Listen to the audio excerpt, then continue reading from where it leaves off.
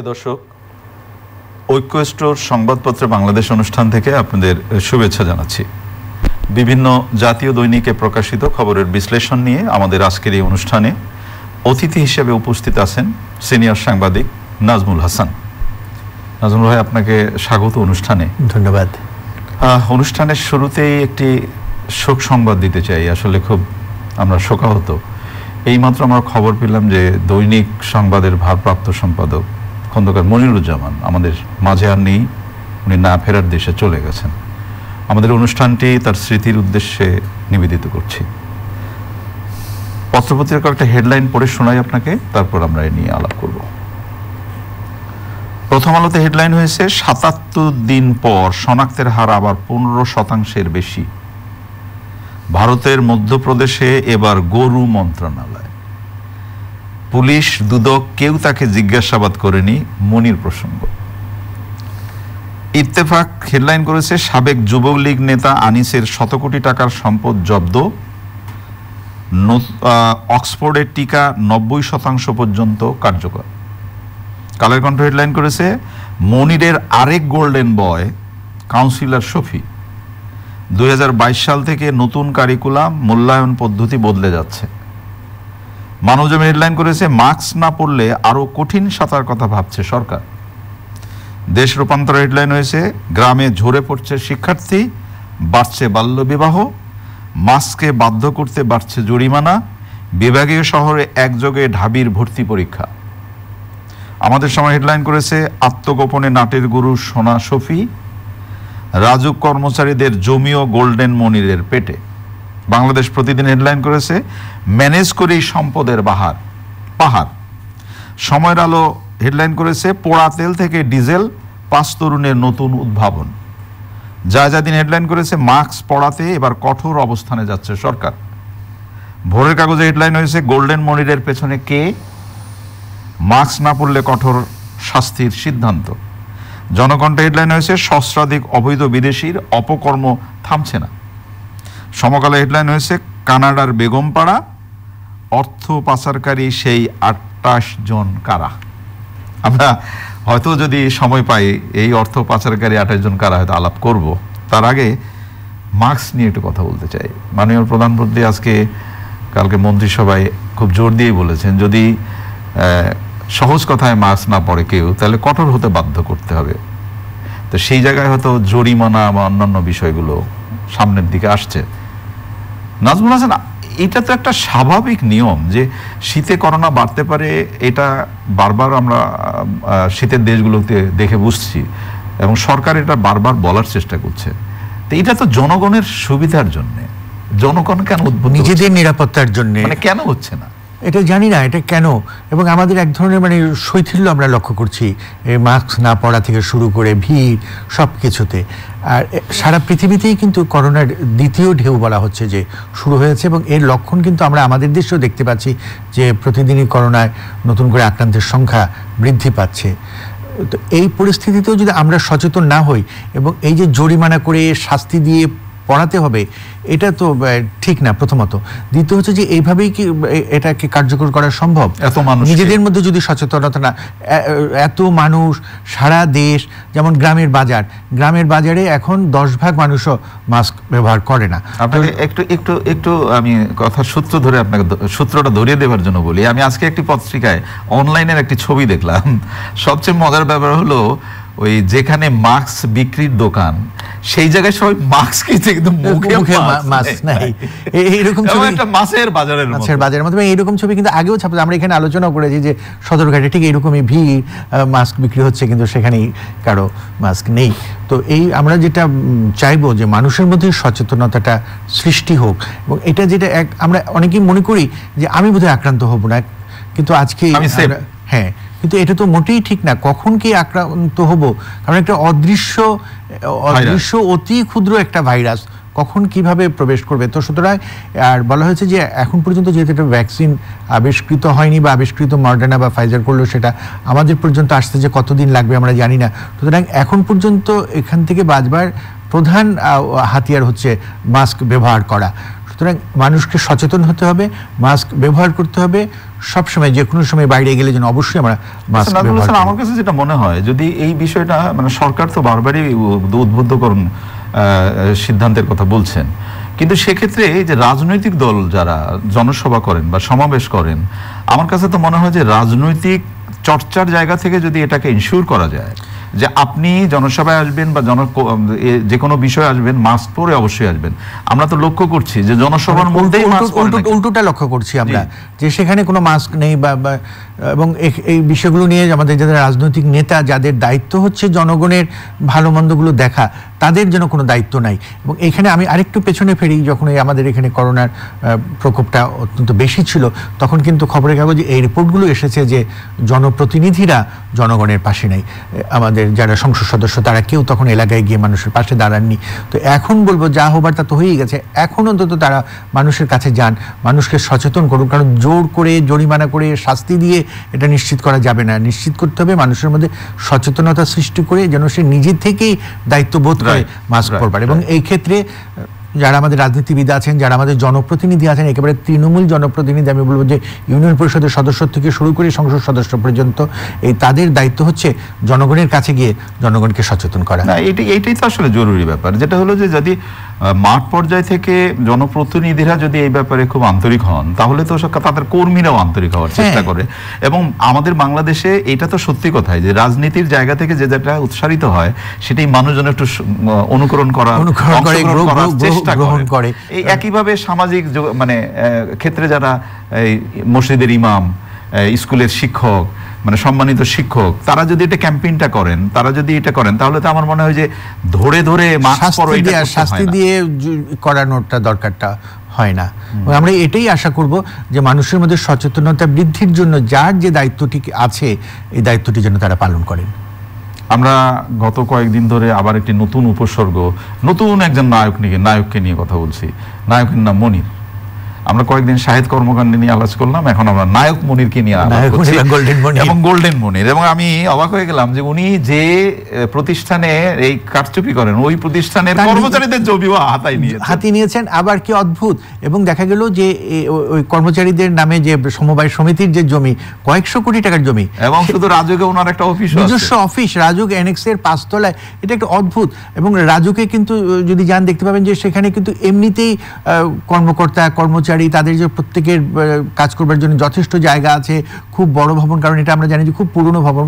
পরে যে অ্যানেক্স ভবনটা করা হয়েছে সেটাও খুব ঘিঞ্জি, কিন্তু সেখানে তাকে একটা ভবন এখন বলা হচ্ছে যে রাজুকে তাকে ভাড়া দিয়েছিল। আমরা জানি না কেন এই সরকারি ভবনটা কেন ভাড়া দেবে একটা সরকারি ভবন, কিভাবে ভাড়া দিতে পারলো। এবং এখন কিন্তু এইসব তথ্য বেরোচ্ছে যে রাজুকের একজন চেয়ারম্যানের সঙ্গে বিভিন্ন সময় যারা সাবেক, তারপরে বিভিন্ন সময় যারা সদস্য ছিলেন, তাদের থেকে শুরু করে একেবারে শ্রমিক ইউনিয়নের নেতা, এদের সঙ্গে পর্যন্ত তার একটা সখ্য ছিল।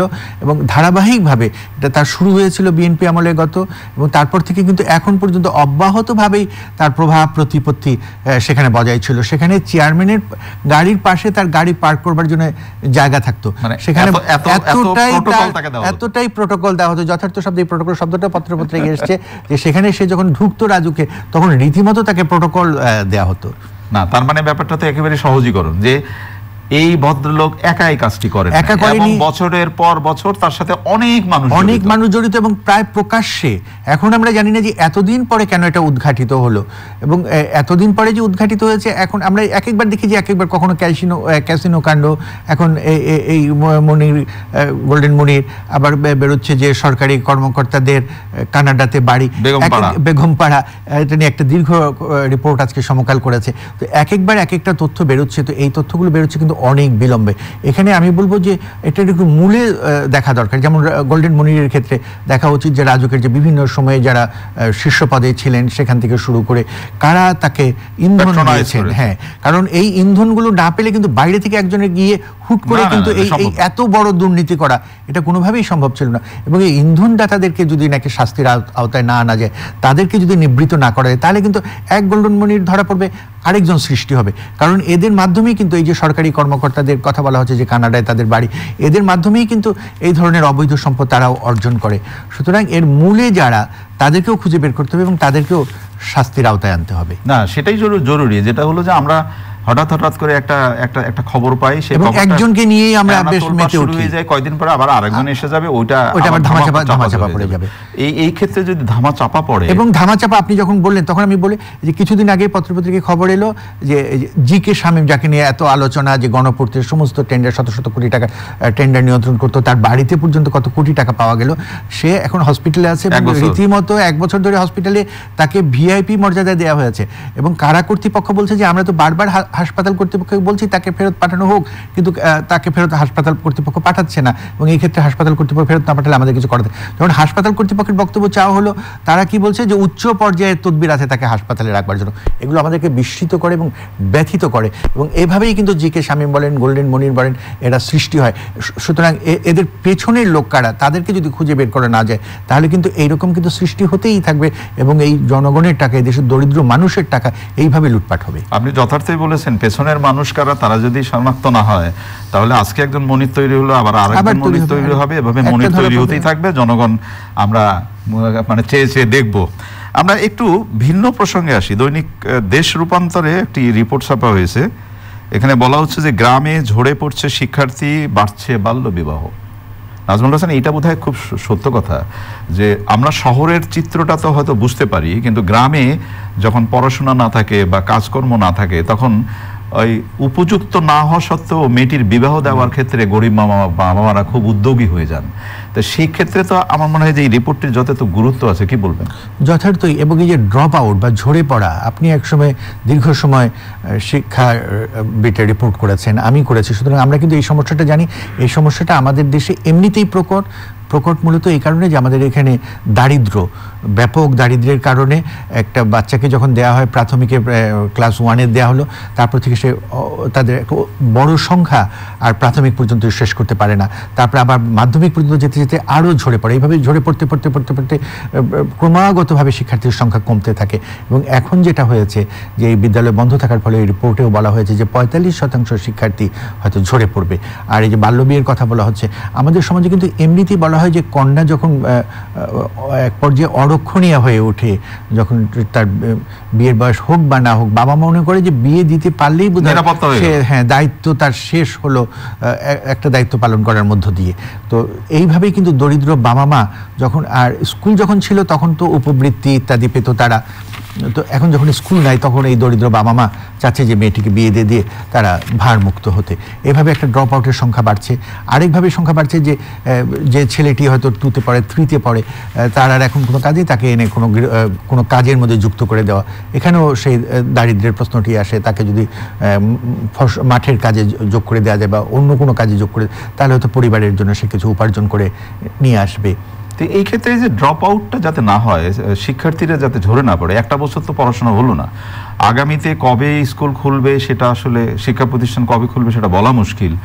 আমাদের যেটু বলা হচ্ছে যে একেবারে সুরক্ষা নিশ্চিত না করে স্কুল কলেজ হয়তো খোলা হবে না, বিশেষ করে বাচ্চাদের স্কুল। তো সেই জায়গা থেকে যদি দিনের পর দিন এই অবস্থা চলতে থাকে, তাহলে তো আমার মনে হয় ঝরে পড়ার হার আরও বাড়বে। এবং ওই রিপোর্টেই কিন্তু শিক্ষা বিষয় কর্মকর্তাদেরও কিছু বক্তব্য নেওয়া হয়েছে, এবং তারা কিন্তু এই বিষয়টা স্বীকার করেনি। স্বীকার না করার অর্থ আমার কাছে যেটা মনে হয়েছে, তারা বিষয়টিকে গুরুত্ব দিচ্ছে না। সেখানে ব্র্যাকের গবেষণার উল্লেখ করা হয়েছে, যেখানে বলা হয়েছে যে ঝরে পড়ছে এবং এই ঝরে পড়ার হার আরও বৃদ্ধি পাবে, এবং কয়েক লাখ, প্রায় 40 লাখ শিক্ষার্থী প্রাথমিক পর্যায়ে ঝরে পড়বে। তো এটা কিন্তু উদ্বেগের বিষয়। ঝরে পড়ার অর্থ হচ্ছে প্রথমত তারা শিক্ষা থেকে বঞ্চিত হচ্ছে, দ্বিতীয় হচ্ছে বাল্য বিবাহ বাড়ছে। এই সব কিছুই কিন্তু সমাজের জন্য একটা অশুভ লক্ষণ। এবং এই ক্ষেত্রে কি ব্যবস্থা নেওয়া যায়? শিক্ষা কর্মকর্তাদের যে বক্তব্যগুলো আসছে যে অনলাইনে তারা পড়ছে, তারা সংসদ টেলিভিশনে পড়ছে, এটা কিন্তু মোটেই কিন্তু যথার্থ না। অনলাইন একটা স্মার্ট মোবাইল ফোন, সেটা গ্রামের দরিদ্র পরিবারে কজনের আছে? গ্রামের বহু মানুষের এখন টিভি পর্যন্ত এখন পর্যন্ত নাই, অনেক জায়গায় বিদ্যুৎ পর্যন্ত নাই। সুতরাং এই যে অনলাইনে বা টেলিভিশনের মাধ্যমে পড়াশোনা, এটা তো গ্রামে অন্তত, যদিও আপনি যেটা বললেন অনেক জায়গায় বিদ্যুৎ নাই, বিদ্যুৎ আছে, অনেক সব জায়গাতেই প্রায় বিদ্যুৎ আছে, কিন্তু বিদ্যুৎ আসে কখন যায় সেটাই হচ্ছে একটা বড় প্রশ্ন। আমরা একটু আশার খবর নিয়ে অনুষ্ঠানটির শেষের দিকে যেতে চাই। যে আমরা তো প্রতিদিনই নানা ধরনের কি বলবো নেতিবাচক খবর পড়ার চেষ্টা করি। সময়ের আলো পত্রিকায় একটি ফ্রন্ট পেজে একটি খবর আছে যেটা আমার কাছে মনে হলো যে পোড়া তেল থেকে ডিজেল, 5 তরুণের নতুন উদ্ভাবন। সেখানে বলা হচ্ছে যে প্রতি মাসে সংগ্রহ 9 টন পোড়া তেল এবং প্রতি মাসে উৎপাদন 8 টন বায়োডিজেল ও 1 টন গ্লিসারিন, এবং তারা পোড়া তেল দিয়ে বায়োডিজেল তৈরি করছে। এবং এই যে উদ্ভাবন, এই উদ্ভাবনের উপরে একটি রিপোর্ট ছাপা হয়েছে। তা আমার কাছে মনে হয় যে করোনাকালীন এই দুঃসময় এই ধরনের ভালো ভালো খবরগুলোতে আসলে আমাদেরকে আশা জাগায়, এবং এই বিষয়গুলোতে আমার মনে হয় যে একটু সরকারি প্রণোদনা থাকা উচিত। এবং এই ধরনের খবর যখন প্রকাশিত হয় তখন কিন্তু আমার মনে হয় যে আমাদের এখানে যে শিল্প বিজ্ঞান গবেষণাগার আছে, তাদের যারা কর্মকর্তা, তাদের উচিত এই তরুণদের সঙ্গে যোগাযোগ করা, এটাকে কি করে বাণিজ্যিকভাবে ভায়াবল করা যায় সেই চেষ্টা করা। এগুলো যদি না করা হয় তাহলে কিন্তু এই উদ্যোগগুলো ওখানেই থেমে যাবে। সুতরাং এই উদ্যোগগুলো যাতে কার্যকর হয় সেই চেষ্টাটি গ্রহণ করা উচিত। না, সেই জায়গা থেকে কি আপনার মনে হয় যে তারা যোগাযোগ করছে বা করবে? না, হয়তো জানিই নাই, খবরটিও পড়েনি তারা। খবর পত্রপত্রিকায় আছে যে ঢাকা বিশ্ববিদ্যালয়ের ভর্তি পরীক্ষা এবার সারা দেশে, বিশেষ করে বিভাগীয় শহরে একযোগে ভর্তি পরীক্ষাটা অনুষ্ঠিত হবে। আমার তো মনে হয় যে এইটা বোধহয় করোনাকালীন এই সময় একটা আলাদা একটা কি স্বস্তির জায়গা, যে সবাইকে ঢাকায় এসে পরীক্ষা দিতে হবে না দিয়ে। এটা তো বহুদিন ধরে বলা হয়েছে যে পাবলিক বিশ্ববিদ্যালয়গুলোতে গুচ্ছ ভর্তি পরীক্ষা হোক, এবং এটা নিয়ে কিন্তু বিভিন্ন সময় আলোচনা হয়েছে। আবার দেখা গেছে যে ভিসির একমত হতে পারেননি সবাই যে সব বিশ্ববিদ্যালয়ের পরীক্ষা একসঙ্গে হবে। বরং আমি তো বলবো যে সমস্ত, যেমন মেডিকেল কলেজগুলোর ভর্তি পরীক্ষা একসঙ্গেই হয়, তারপরে মেধার ভিত্তিতে তাদেরকে বিভিন্ন মেডিকেল কলেজে ভর্তি করা হয়। তো এই ক্ষেত্রেও কিন্তু তাই হওয়া উচিত বলে আমি মনে করি যে পাবলিক বিশ্ববিদ্যালয়গুলোর ভর্তি পরীক্ষা সারা দেশে একযোগে হবে, এবং তারপরে সেখান থেকে দুরকমই হওয়া উচিত, যে অপশন থাকা উচিত, যে একটা হচ্ছে মেধার ভিত্তিতে ধরেন সবচেয়ে মেধাবীরা সবচেয়ে ভালো বিশ্ববিদ্যালয়টি আসবে, আবার আরেকটি অপশন থাকা উচিত যে কোনো শিক্ষার্থী, এটা হয়তো সে যে এলাকায় থাকে সে হয়তো ওই এলাকাটিকে প্রেফার করবে যে আমি এখানেই পড়াশোনা করি, এরকম একটা পদ্ধতি আসা উচিত। মানে এখন আমি বলতে চাচ্ছি যে যেটা অনেক আগেই হওয়া উচিত ছিল, যে দেশের সব জায়গায় ভর্তি পরীক্ষাটি হওয়া বিলম্বে হলো এবং করোনার কারণে হলো শেষ পর্যন্ত। এবং আমার মনে হয় যে যেটা শুরু হলো এই জায়গা থেকে, সেই বিষয়টি বোধ করি সামনের দিকে বোধহয় এটা এগিয়ে নিয়ে যাওয়াটাই খুব জরুরি। সবাইকে ঢাকা বিশ্ববিদ্যালয় কেন্দ্রে, ঢাকা শহরে এসেই পরীক্ষা দিতে হবে। আসতে যে কি কষ্ট হয়, কোথায় তারা থাকবে, কি করবে, কোন আত্মীয়ের বাসায়, কার বাসায়, কিভাবে, এটা যারা এটা করেছে এটা তারা ছাড়া কিন্তু আর কেউ ভাবতেই পারে না। আমি বিভিন্ন সময় দেখেছি যে মেয়ে শিক্ষার্থী, সে আসছে, তার যে নিকটজন কেউ আছে কি নাই, সে কোথায় থাকবে, এগুলো নিয়ে একটা বড় রকমের তাদের ঝামেলায় পড়তে হয়। নাজমুল হাসান, আমার ব্যক্তিগত বিশ্লেষণ, করোনা কিন্তু আমাদেরকে অনেক কিছু শিখিয়ে দিয়ে গেল এবং শিখিয়ে দিয়ে যাচ্ছে। মানুষের সাথে মানুষের সম্পর্ক, সহমর্মিতা, প্রকৃতির প্রতি ভালোবাসা, এই সব কিছু মিলিয়ে নানান ধরনের বোধের সৃষ্টি কিন্তু হচ্ছে। এই যে আজকে করোনা যদি না হতো তাহলে ঢাকা বিশ্ববিদ্যালয় কর্তৃপক্ষ হয়তো চিন্তাই করতো না যে বিভাগীয় শহরে সবাই মিলে ভর্তি পরীক্ষা দিতে পারে। অতএব এর কিছু সুখকর দিকও আছে, কিন্তু এগুলো বাধ্য হয়ে করা, তো বাধ্য হয়ে করা থেকে যেন তারা শিক্ষা নেয় যে এই ভালো দিকগুলো আমরা অন্য সময়েও, ভালো সময়, স্বাভাবিক সময়েও আমরা প্রয়োগ করতে পারি। প্রিয় দর্শক, বলছিলাম সুখকর ঘটনার কথা। আসলে এই করোনা আমাদের অনেক কিছু শিখিয়ে দিল, কিন্তু একটা বিষয় নিশ্চিত হওয়া জরুরি, এই যে মাস্ক পরতে বারবার নির্দেশনা দেওয়া হচ্ছে, এটি কিন্তু আপনার, আমাদের সবার স্বাস্থ্য সুরক্ষার জন্য। এই জন্য কেন আইন করতে হবে? আসুন না আমরা সবাই মিলে আন্তরিক হই, এই শীতকালটা আমরা একটু স্বাস্থ্যবিধিটা মেনে চলি। অনেক ভালো থাকবেন। আরেকটি কথা, পত্রিকা পড়লে কিন্তু করোনা হয় না, পত্রিকা পড়বেন। শুভকামনা। আগামীকাল নিশ্চয়ই এই সময় আবার কথা হবে। খোদা হাফেজ।